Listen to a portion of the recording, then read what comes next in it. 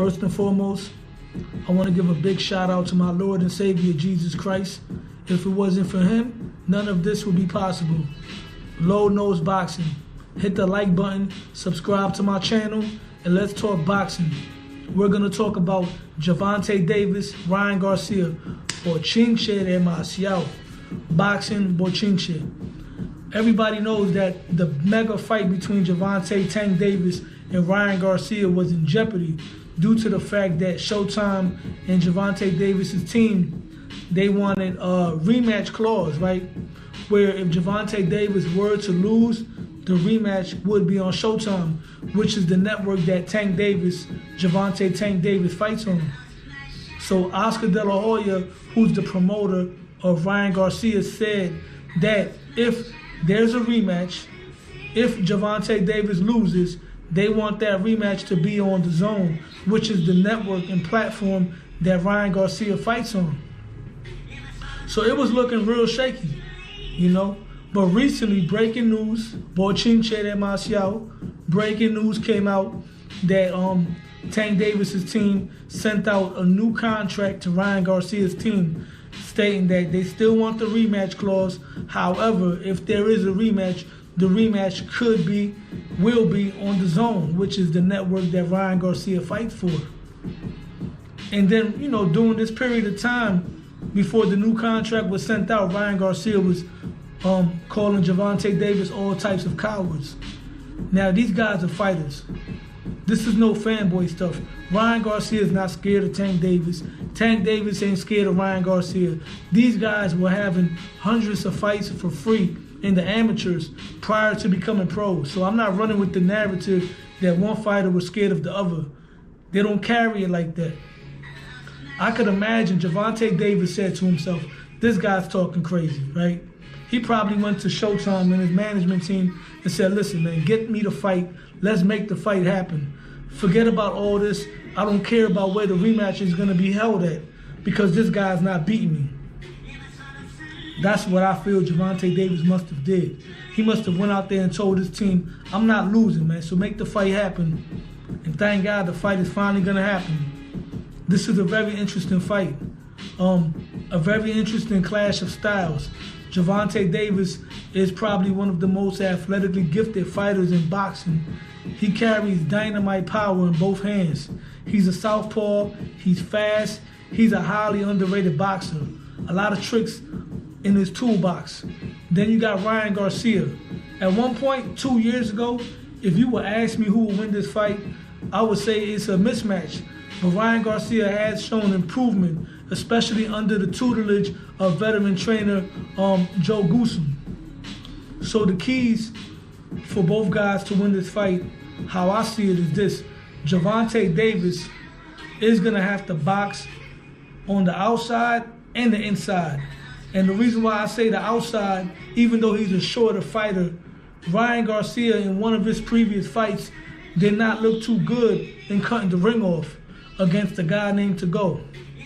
So if Gervanta Davis could utilize his movement, stay out of range, use some feints, get inside, and use that gazelle punch, he could be very effective. However, he has to be careful because Gervanta Davis likes to shoot that straight left to the body. And a lot of times when you throw a straight left or a straight right to the body against a fighter of the opposite stance, you're going to be susceptible to be caught with a counter check hook, whether it's a left hook or a right hook. In this case right here, it's a left hook that Gervanta Davis has to be careful for. He has to be careful about getting clipped with that shot because he lunges in with that straight left hand, right? He comes into the body with the straight left. Ryan Garcia could just easily step back and catch him with that counter check left hook and put him down, even if the shot doesn't land clean. Because when you're coming forward with that type of momentum, a little shot in the top of the head can knock you down. It happened to Floyd Mayweather when he fought Zad Judah. It recently happened to Teofimo Lopez when he fought Sandor Martin. It wasn't that these guys were hurt, it's because they were off balance. And when you throw it straight to the body, you're leaving yourself off balance. So this fight, I can see it being a chess match where both guys are going to be on the basically trying to see who's going to make a move first, trying to make someone make the first mistake, because both guys carry one punch power.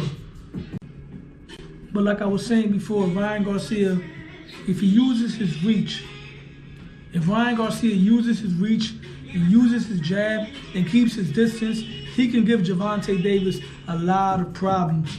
But I feel that Gervonta Davis has more tools in the toolbox. Gervonta Davis can box from the outside, even though he's the shorter man, because Gervonta Davis' athleticism allows him to cut distance and get right back out of range.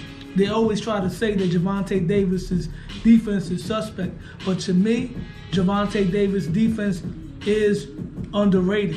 He gets hit here and there because he's so committed to landing the big shots.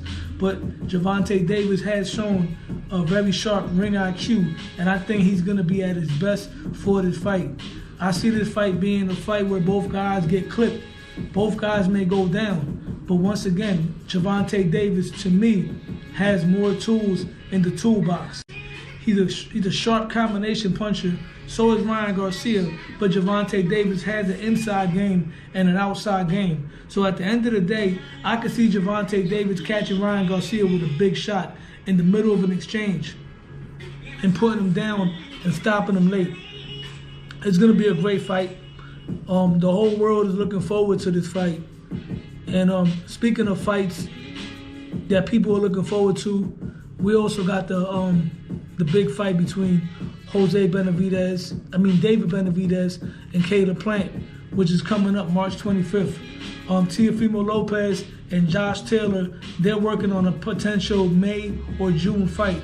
But once again, those are different fights, different videos. The point I'm trying to make right now is that the spring is looking like a good season for boxing. So let's hope that Ryan Garcia's team signs the contract that was just sent over by Showtime and Gervonta Davis. And the rumor, bochinche, what I'm hearing through the grapevines is that this fight is going to be announced during the Super Bowl. Maybe during one of the commercials or something like that. Nevertheless, hit the like button, subscribe to my channel. Oh yeah, hit me up for that honorable CMOS. I got that CMOS on deck. 92 milliliters of that poodle, you hear me? But like I said before, hit the like button, subscribe to my channel, Low Nose Boxing, and I'm out.